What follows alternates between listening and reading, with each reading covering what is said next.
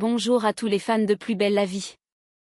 Aujourd'hui, attachez vos ceintures, car l'épisode 370 diffusé ce lundi 7 juillet 2025 sur TF1 va vous secouer comme jamais. Un drame est en train de se nouer, une tension insoutenable s'installe à la résidence Mazalia. Ce qui devait être un été d'espoir pour Samuel et les jeunes candidats virent peu à peu au cauchemar. Alors que Samuel semblait renaître, apaisé, prêt à ouvrir une nouvelle page aux côtés de Jennifer, tout bascule. Une porte s'ouvre. Un regard s'éteint. Une arme apparaît. Lenny, en détresse mentale extrême, pointe une arme, et Samuel se retrouve face à lui, seul sans protection. Et à l'autre bout du fil, Jennifer, figée, écoute tout. Impuissante. Le cœur au bord de l'explosion. Mais ce n'est pas tout, car dans cet épisode, chaque personnage traverse un point de non-retour. Gabriel et Axel se frôlent, se cherchent et finissent par se trouver, dans un baiser inattendu, tendre et bouleversant. Esteban perd tout dans un incendie et doit recommencer de zéro, sous l'œil inquiet de Vadim. Et Samuel, au sommet de son chemin de rédemption, refuse un héritage d'1 million d'euros pour un geste symbolique et immense, offrir une seconde vie au pavillon des fleurs. Mais alors que la lumière semblait enfin revenir, les ténèbres surgissent là où on ne les attendait plus. La question est simple, Samuel va-t-il survivre à cette nuit? Et surtout, sommes-nous prêts à découvrir ce que Lenny cache réellement? Ce matin-là, le soleil baigne doucement les murs de l'appartement. Dans la cuisine, Samuel prend son café avec un calme qu'on ne lui avait plus vu depuis des semaines. Son visage est apaisé, son regard plus clair, comme s'il avait laissé derrière lui une tempête intérieure. Face à lui, Gabriel l'observe attentivement, presque surpris. Et pour cause, Samuel lui annonce qu'il a bien dormi, une première depuis longtemps. Aucun frisson, aucun réveil en sursaut. Il s'est senti reposé. Vivant. Et surtout, libéré. Pendant ce temps, Jennifer, moins sereine, confie avoir eu une nuit agitée. Des cauchemars l'ont hantée, encore et toujours liés à son frère disparu, ce traumatisme qu'elle ne parvient pas à laisser derrière elle. Mais au milieu de cette nuit noire, un souvenir lumineux s'est imposé à elle, Figaro, le petit chat, ce compagnon d'enfance auquel elle repense avec une tendresse mêlée de mélancolie. Samuel, lui, se sent différent. Il affirme n'avoir aucune douleur. Son mal de dos, qu'il a longtemps rongé et qui fut l'un des déclencheurs de sa descente aux enfers, semble s'être dissipé. Il pense que le sport du week-end, quelques longueurs en piscine, une course sur la corniche, ou peut-être simplement le fait d'avoir repris goût à la vie, ont contribué à ce mieux-être. Il en profite pour remercier Gabriel, avec une sincérité rare. Le médecin s'était rendu chez lui récemment, pour inspecter l'appartement, s'assurer que tout allait bien. Ce geste, bien que discret, a profondément touché Samuel. Il s'est senti entouré, soutenu. Et surtout, non jugé. Gabriel, de son côté, ne cache pas sa satisfaction. Il constate avec émotion que Samuel a passé un cap. Il n'est plus ce collègue en souffrance, recroquevillé sur ses secrets et ses douleurs. Il se redresse, il avance. Le voir ainsi, après les semaines de lutte, c'est une victoire, petite mais précieuse. Et quand Gabriel lui demande ce qui a provoqué ce changement, Samuel n'hésite pas une seconde. Il répond simplement, c'est grâce à l'amour. Ce mot, à la fois simple et immense, résonne comme une promesse. L'amour de Jennifer, sans doute. Mais aussi celui qu'il réapprend à se porter. L'amour des siens, de ses amis, de ceux qui l'ont soutenu dans l'ombre ou à la lumière. L'amour, cette force fragile et indomptable, semble aujourd'hui être le moteur de sa reconstruction. Samuel va-t-il enfin trouver l'équilibre dont il a tant rêvé? Et Jennifer, encore habitée par ses blessures, saura-t-elle trouver la paix à ses côtés? Une page semble se tourner. Mais dans Plus belle la vie, chaque silence cache une vérité. Et chaque sourire une histoire encore inachevée. Alors que la vie semblait doucement reprendre son cours pour Esteban, une nouvelle vient tout bouleverser. En plein après-midi, un appel panique l'arrache à sa concentration, l'hôtel où il logeait a pris feu. Un incendie impressionnant s'est déclaré dans le hall d'entrée, causant d'importants dégâts. Les pompiers sont intervenus à temps, mais l'établissement est désormais inutilisable. Plus de chambres, plus d'affaires, plus de repères. Sur place, Philippe, son entraîneur, tente de garder la tête froide. Il rassure les jeunes candidats de l'unité spéciale du Sud-Est, tous sous le choc.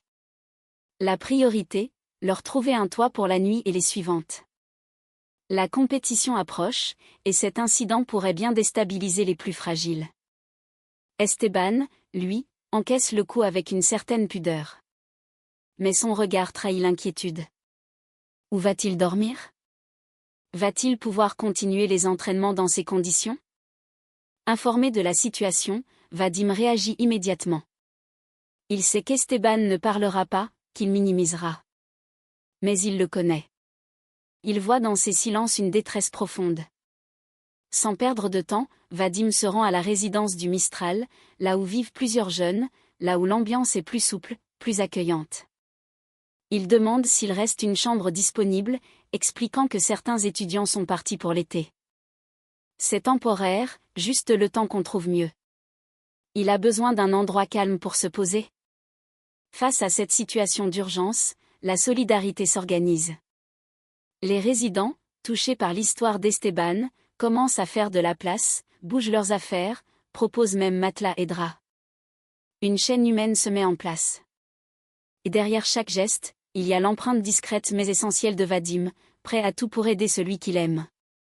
Mais cette parenthèse forcée à la résidence pourrait-elle faire naître de nouvelles tensions?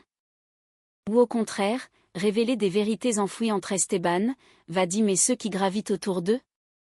L'incendie n'a peut-être pas ravagé que les murs. Il a aussi mis le feu aux émotions.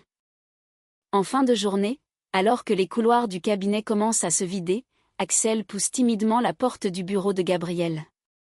Ce dernier, concentré sur ses dossiers, lève les yeux, surpris mais souriant.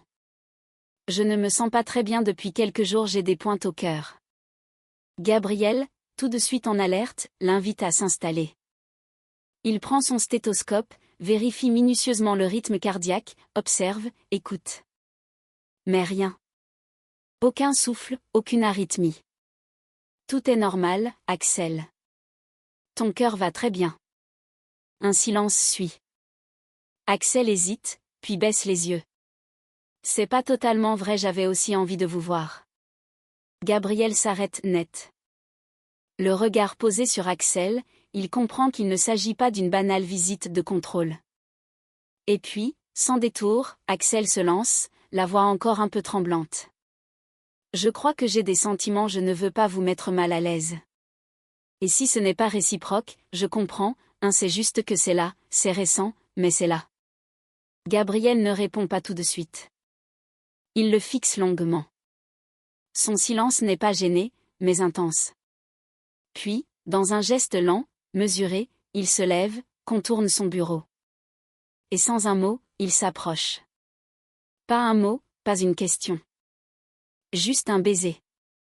Un vrai. Un premier. Pas une réponse évasive, ni une hésitation, mais une certitude partagée. Une manière de dire « moi aussi » sans le dire.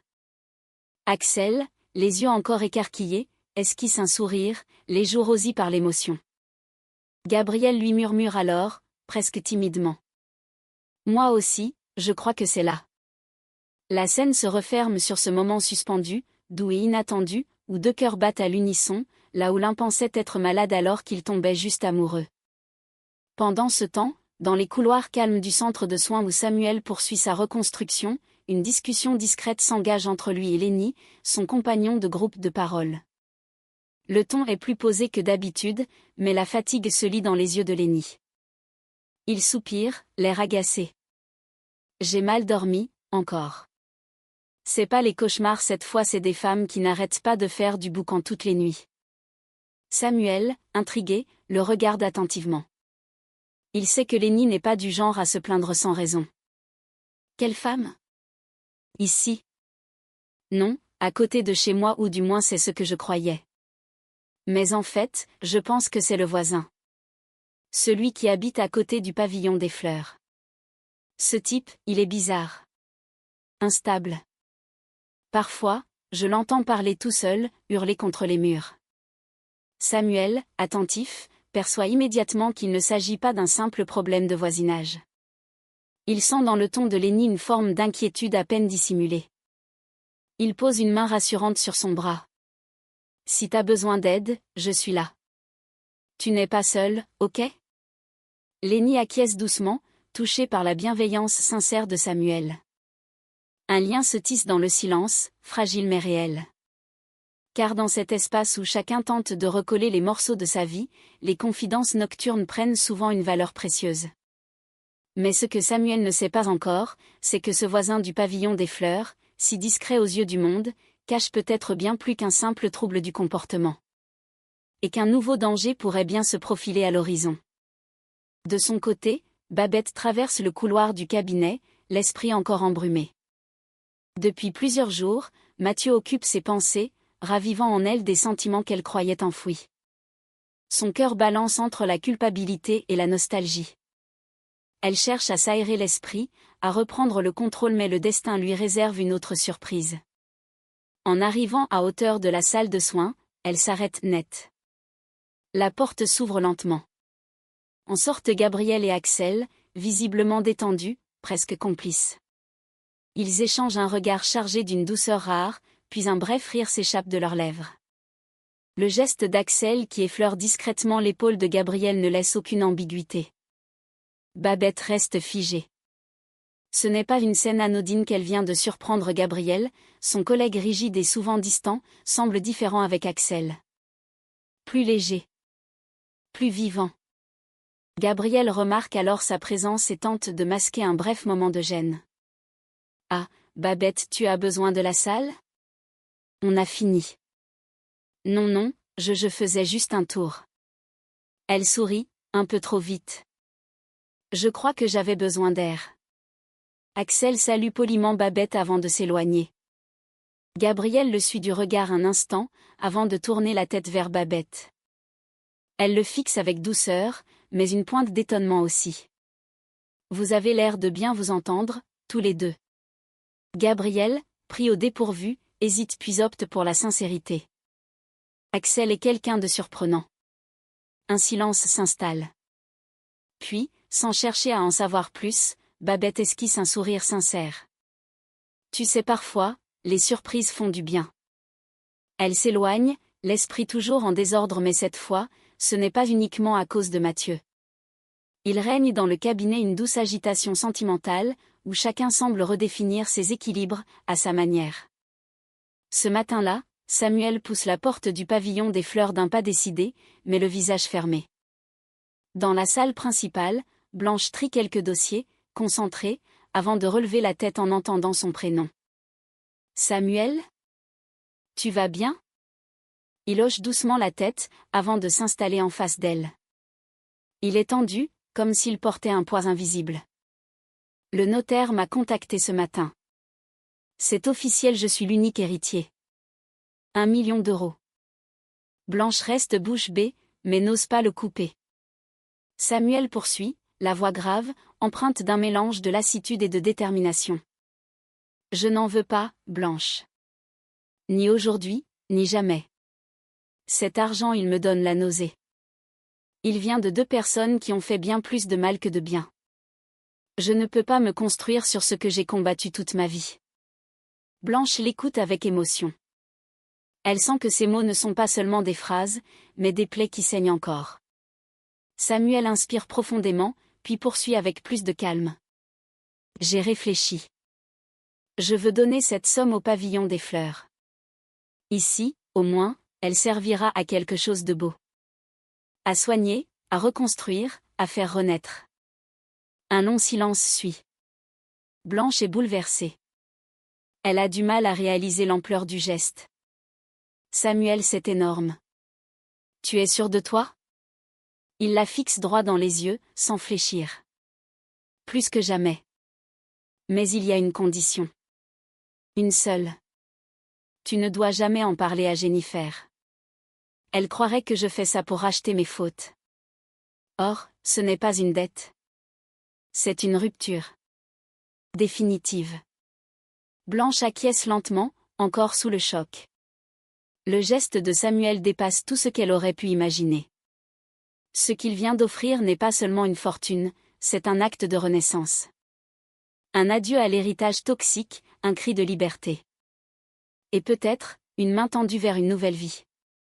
À la résidence Mazalia, la nouvelle fait l'effet d'une bouffée d'air frais, le bailleur vient de donner son accord officiel. Sept jeunes candidats au concours de police vont pouvoir s'installer pour l'été. L'ambiance promet d'être intense et animée. Parmi eux, 6 hommes et une seule femme, tous déterminés à décrocher le précieux sésame, la seule place disponible à l'unité. Une compétition acharnée s'annonce, car ils savent qu'il n'y aura pas de place pour les erreurs. Chacun débarque avec ses motivations, ses blessures, ses espoirs. Certains viennent de familles de policiers, d'autres ont connu des parcours cabossés. Mais tous partagent le même objectif, réussir, coûte que coûte. La résidence Mazalia devient ainsi le théâtre d'une colocation sous haute tension, entre rivalité, entraide, fatigue et doute. La logistique est en cours, répartition des chambres, organisation des plannings d'études, gestion des repas, mais derrière les sourires de façade, la pression monte déjà. Qui saura tirer son épingle du jeu? Qui craquera? Qui se révélera? Cet été, la colocation Mazalia n'aura rien d'un long fleuve tranquille. Entre esprit de corps et compétition féroce, ces 7 aspirants vont devoir vivre, cohabiter et se battre pour un seul et unique avenir. L'ambiance à la résidence Mazalia, jusque-là portée par l'effervescence des arrivées et l'excitation du concours, commence à se fissurer. Une tension sourde s'installe, que Luna perçoit la première. Elle révèle à Blanche et aux autres qu'un message audio extrêmement virulent a été laissé par Lenny, l'un des colocataires. Excédé, il y dénonce la musique nocturne qui, selon lui, l'empêche de dormir. Mais Luna, avec son intuition aiguisée, met en garde, ce n'est pas la musique. Les bruits, ils sont dans sa tête. Samuel, qui connaît Lenny grâce au groupe de parole, tente de désamorcer, je vais aller lui parler, il se sent peut-être juste à cran. Mais Luna insiste, presque inquiète, non, Samuel. Ce n'est pas juste de l'énervement. C'est plus profond. Et c'est à ce moment-là que tout bascule. Un cri résonne dans la résidence. Quelque chose vient de tomber. Puis un silence angoissant. Les colocataires se regardent, figés. Luna se précipite dans le couloir. Samuel la suit, déjà sur ses gardes. Devant la porte de Lenny, une atmosphère pesante les enveloppe. La poignée tremble légèrement. À l'intérieur, aucun son, aucun mot. Ce qui devait être un été de révision et de rêve de carrière commence à prendre une tournure bien plus sombre. La stabilité mentale de Lenny devient une inquiétude centrale, et chacun comprend que la vraie épreuve n'est peut-être pas seulement le concours, mais ce qu'ils vont tous devoir affronter ensemble, enfermés sous le même toit. Dans la pénombre du couloir de la résidence Mazalia, l'instant bascule. Samuel, en ligne avec Jennifer, avance prudemment vers la porte de Lenny. Il toque doucement, tout en tenant son téléphone contre son oreille. Je te rappelle dans 2 minutes, promis, après avoir parlé à Lenny. Dit-il à Jennifer avec un sourire presque nerveux. Mais au bout du fil, Jennifer n'a pas le temps de répondre. La porte s'ouvre. Et là, le choc, Lenny apparaît, les traits tendus, le regard perdu, une arme à la main. Samuel, stupéfait, garde son calme, mais sa voix trahit l'angoisse. Lenny, qu'est-ce que tu fais? À l'autre bout du téléphone, Jennifer entend tout. Elle fige, le souffle coupé. Son cœur s'emballe. L'appel n'a pas été raccroché, et maintenant elle écoute, impuissante, l'échange qui pourrait dégénérer. Lenny, en état de détresse psychique évidente, ne répond pas immédiatement. Il tient l'arme d'une main tremblante. Samuel lève doucement les paumes. C'est moi, Samuel. Tu me connais. Je suis là pour toi. On est ensemble dans ce combat. Tu n'es pas seul. Jennifer, de son côté, sent les larmes lui monter. Elle réalise que Samuel était censé la rappeler pour un tout autre rendez-vous. Plus tôt dans la journée, elle avait aperçu un petit écrin dans son sac, caché à moitié sous un t-shirt. Un doute magnifique l'avait traversé, allait-il la demander en mariage ce soir? Et maintenant, ce même homme risquait sa vie pour sauver un autre. Une question la hante, au bord des larmes, va-t-elle le revoir vivant? À l'intérieur de l'appartement, Samuel reste face à Lenny, à quelques mètres seulement. L'arme est toujours levée. Tout peut basculer à la moindre seconde. Cet épisode 370 de Plus belle la vie nous laisse totalement sous le choc. L'arme. Le silence. L'appel figé. Jennifer suspendue entre la vie et la mort de l'homme qu'elle aime.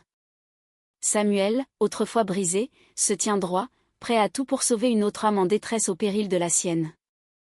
Ce soir, Plus belle la vie ne raconte pas seulement une fiction. Elle met en lumière la fragilité de nos émotions, la force des liens humains, et la violence invisible qui se cache parfois derrière les murs les plus paisibles. Une arme a été levée. Une vie est en jeu. Et demain, plus rien ne sera comme avant. Si vous avez été bouleversé par cet épisode, dites-le en commentaire. Pensez-vous que Samuel va s'en sortir? Lenny est-il vraiment dangereux ou juste terriblement seul? Partagez vos théories, vos émotions, vos frissons. Abonnez-vous, activez la cloche, et restez avec nous pour suivre chaque battement du cœur du Mistral. Car ici, chaque regard peut tout dire. Et chaque silence cacher une explosion. À très vite pour le prochain résumé. On n'a pas fini de trembler ensemble.